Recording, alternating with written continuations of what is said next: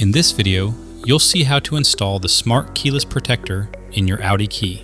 The installation is identical for these models: Audi A3 from 2020, Audi Q3 from 2019, and Audi Q5 from 2018. Remove the mechanical key and use it to open the key fob cover.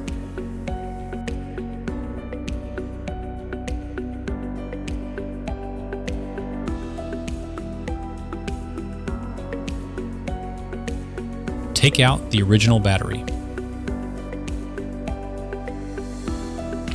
Inside the kit, you'll find the protector chip and a thinner replacement battery designed to fit perfectly with the protector inside the key.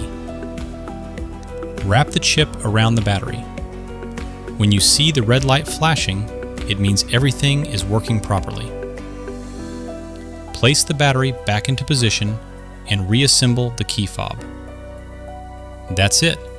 After 3 minutes of being completely motionless, the Smart Keyless system automatically switches off, making the key inaccessible to thieves using wireless attacks. As soon as you move the key, it immediately returns to its normal factory operation.